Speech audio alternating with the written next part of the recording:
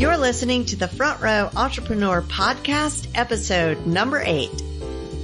You are listening to the Front Row Entrepreneur Podcast, where you always have a front row seat for the best tips and strategies in online business, marketing, and productivity.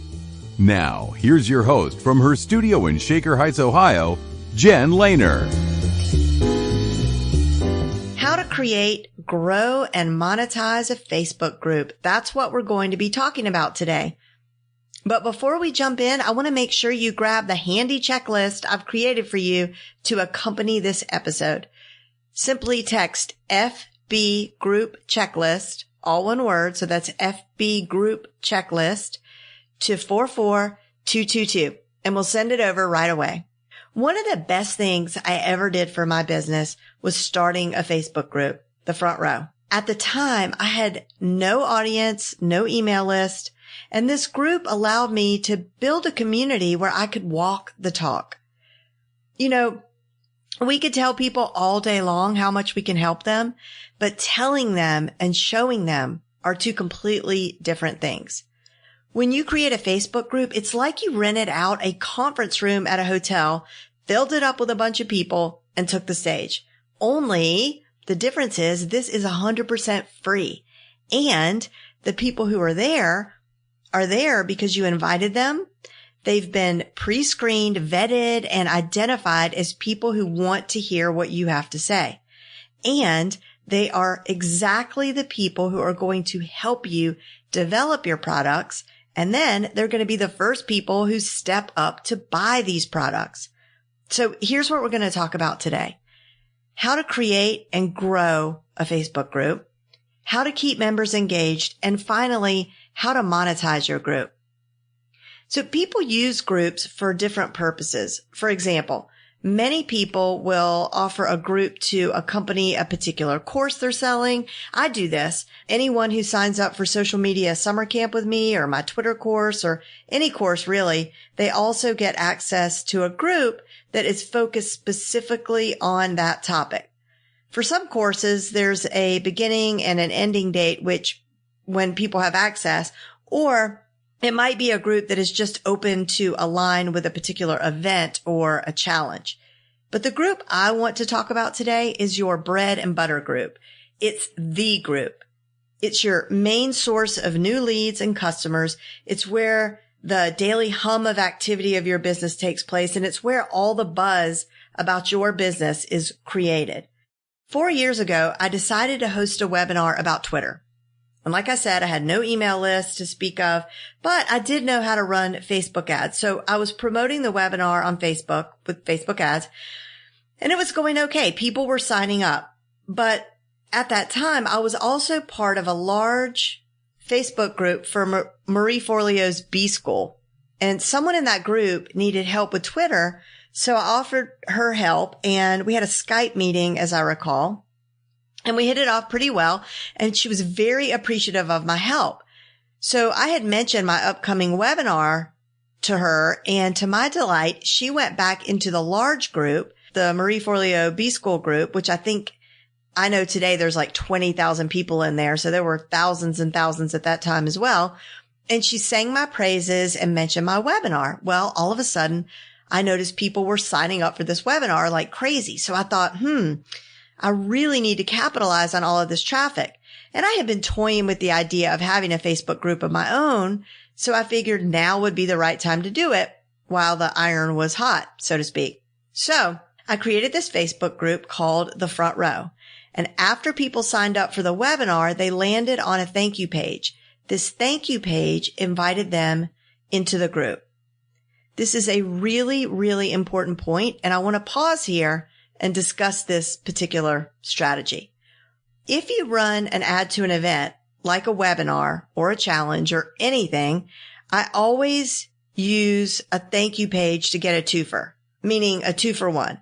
Your Facebook ad was sent out for one reason, right? Like you tell Facebook when you launch an ad, okay, Facebook, I want you to get leads with this particular ad. And that's what Facebook is charging you for. But you're going to get two things out of this ad. You're going to get a lead and a new member of your group. No extra cost to you. So after they opt into your webinar or for your PDF or whatever it is you're offering, make sure that the thank you page invites them to your group. And because you're getting lots of members to join at once, there's energy and momentum in your group from the get-go, making it much easier for you to continue to grow the group and keep people engaged. So that's my first tip and really one of the most strategic moves I've got for growing a group quickly. If you're going to start a Facebook group, tie it in with another event that you're already running ads to. And if you're really serious about growing this group and making it a real cornerstone in your business, I recommend promoting the link to your group everywhere. There should be a link in your Instagram bio, your Twitter bio, LinkedIn, everywhere. All roads should lead to your group. There should be a button on the top of your website that invites them to your group. Put a link on your business cards. When you're interviewed on a podcast and the interview asks you where people can find you, tell them about your group. Okay, so back to my group, The Front Row. Because of the timing of it, because all these people were signing up, they were streaming in. How was I going to keep these people engaged? I had to get busy and come up with something to say. And I remember feeling a bit paralyzed by the responsibility. Like, oh my goodness, what have I done? All these people are going to expect me to say smart stuff all the time. But that panic didn't last long as I quickly got to know these wonderful people and we started to have conversations, mostly about the webinar and Twitter at first. And then other questions would pop up about Facebook marketing or Instagram or whatever. And I was able to help more and I could create videos with answers based on their questions and share it in the group. So soon I had a nice little library of free trainings in there and word started to spread and steadily the group grew. Getting a group engaged and keeping them engaged starts with understanding what the members of your group are looking for. What's going to make your group different than the others? Will it be free trainings you give? Maybe. But if you think of a group as a kind of cocktail party in your living room or a dinner party or whatever, when you picture yourself as a host, what are you doing? Are you introducing these guests to each other? Do you have music playing, flowers in a vase? A candle burning? Have you cooked delicious food? Now, you could totally have a party without all of that. You can let everybody walk through the door and find their own way to the bowl of Doritos that you tossed in that janky bowl on the cluttered coffee table. But what's the point of that? You went to all the trouble of hosting. You might as well make it good. So with Facebook groups, the most successful ones provide experiences for their members in addition to the great content. So maybe you surprise them with a fun challenge or a contest or a live meetup. Another thing that most successful Facebook group owners do is to make it a point to know their members. They make it a point to recognize their achievements or birthdays. And obviously you can't do this all the time and with all the members, but small gestures like this mean so much and they go a long way. Usually people join a group because they want to be a part of something larger. Even the lurkers are there because they want to hear what others are saying about this topic that they're interested in. And making it a point to create an atmosphere that facilitates networking goes a long way also. So how do we do this? Most group owners do this with prompts, and usually they're automated and in the form of a graphic. So for example, in the front row, Mondays are Mind Mapping Monday. There's this graphic that says Mind Mapping Monday, and it posts automatically every Monday morning in the Facebook group at, I think, 7 a.m., 6 or 7 a.m. And members are encouraged to post 3 things that they want to get accomplished for the week underneath that graphic. Sometimes this works and sometimes it doesn't work, or it works for a while and then it gets stale. You have to just keep trying different things. And the way that they're automated is with a third-party software. Well, I use a third-party software. I use MeetEdgar. There's other ones like RecurPost, Hootsuite, Buffer. There's lots of them. But you can also do this directly inside the Facebook group. It's a new-ish sort of feature with Facebook groups where you can go in and you post your meme or your graphic. And then instead of publish, there's a little button under there that lets you schedule it. And you can schedule really, probably an unlimited number of these well in advance. It just takes a little more work than sticking it into something like MeetEdgar just one time. But with these automated prompts, the saddest thing is when you go into a group and that's all you see are these memes, like no engagement. If that's happening, the best thing you can do is live stream. Just pop right in there and get the conversation going. And honestly, live streaming inside the group is the single most powerful thing you can do to foster engagement. Think about it. It's you, your voice, your face, your knowledge, your gifts and talents that you are sharing with them. You can allow them to live stream on certain days too. I did this for a long time on Sundays. We had streaming Sundays. This really fosters a sense of community because people get to know each other in like a very real way. Or when you're live streaming, you can now invite them into your live stream while you're streaming. If they pop in and they have a question or something they want to share. So the biggest hurdle for most Facebook group owners in that regard is really just fear. It's the fear of being that vulnerable to go live. But that's another podcast episode that I'll link to down below where we talked about live streaming. That's episode number 2. So you can go and check that out. And as marvelous as you may be, no matter how talented and smart and charming you are, a community that stands the test of time is one in which the members are connected to each other, not just you. So, for example, someone may post that they are an American living in Paris. Because you have taken the time to know your members, you could comment and tag the 3 other members you know who are also Americans currently living in Paris and introduce them to each other. The next thing you know, these people are having coffee in a Parisian cafe, talking about your group and how grateful they are to have been connected by it. That's completely based on a true story, by the way. Something I've done that I think has really helped to keep my members engaged is to send out an email to them each week that summarizes everything that's happened in the group that week. Obviously, offering this to them puts them on my email list, but also they get tremendous value. On Tuesdays, also known as Taco Tuesday, which is an acronym that stands for Technology and Apps Creating Opportunities, totally crowdsourced that name from the group itself. But on Tuesdays, we share our favorite tools and apps and plugins and stuff. And on Wednesday, we ask for feedback on whatever we're working on. Thursday, we share our favorite books. And on Friday, we share our wins from the week. And everyone is given permission to promote whatever they want to promote. So not only are they able to do business in the group, their promotion will also be added to my newsletter, which will be sent to my email list. So I'm offering them exposure to a whole new audience. Not long ago, Fast Company listed my group, The Front Row, as one of the top 12 Facebook groups to join before quitting your day job. And then we had another big growth spurt. But here's the thing. Not everyone gets in. This is really key to growing a good group. And by good, I mean a group that is sustainable and strong, constantly growing with members who are your exact ideal customers. Facebook now allows you, this is pretty new also, Facebook now allows you to screen members with 3 questions before letting them in. And you can be really strategic with your questions. Currently, at the time of this recording, I ask, why do you want to join this group?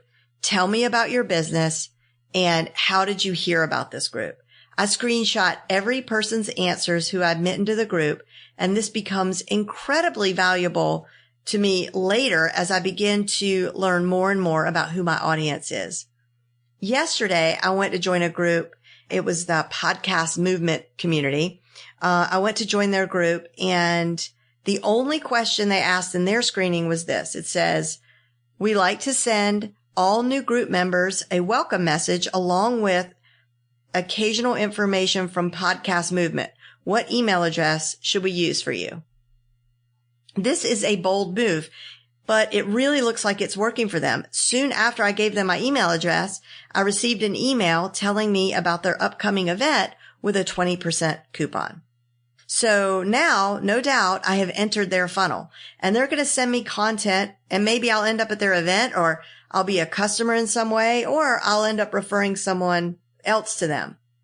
So following their lead, I think this week I am going to be tweaking my questions just a little bit. I'm going to ask, and I've seen this done elsewhere as well. I'm going to ask for one of the questions, have you downloaded my free guide yet? And then I'm going to link to an opt-in page and see how that works. Obviously, the people who don't take the time to answer at all don't get admitted. If they can't take a moment to answer 3 simple questions, they will likely really not participate or add value to your group. So this is one step in the direction of monetizing your Facebook group, getting an email so you can take the conversation off of Facebook.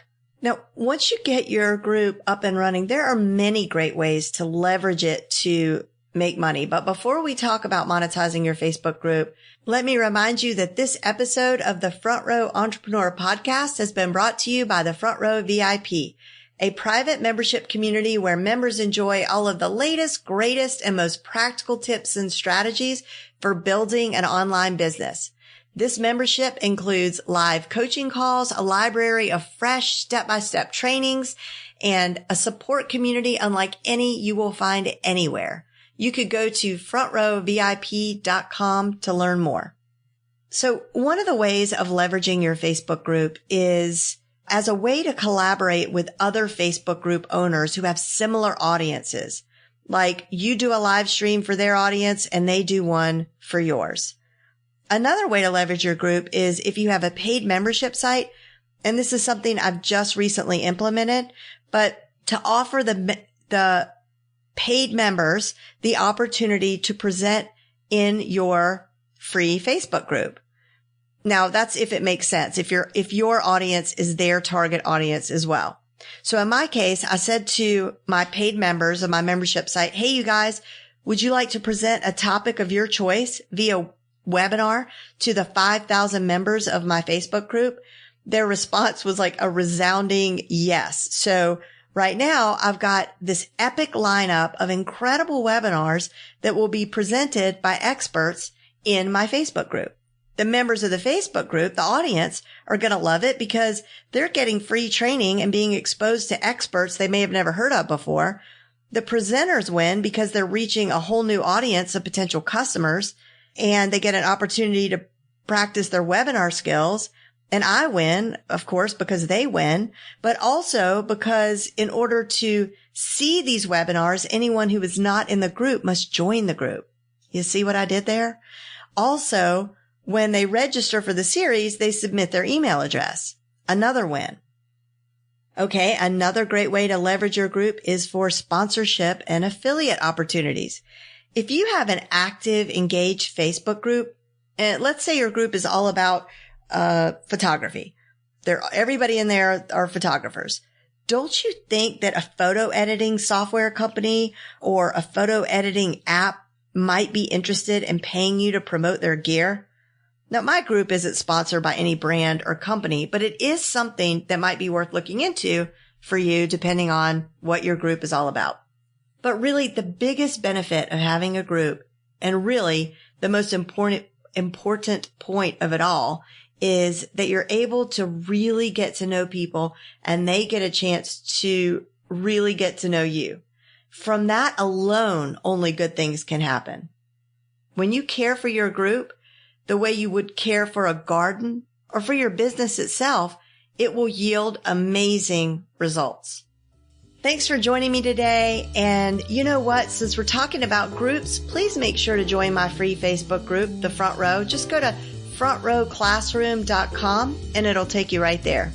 And don't forget to grab your free Facebook group checklist by texting FB checklist, all one word, to 44222.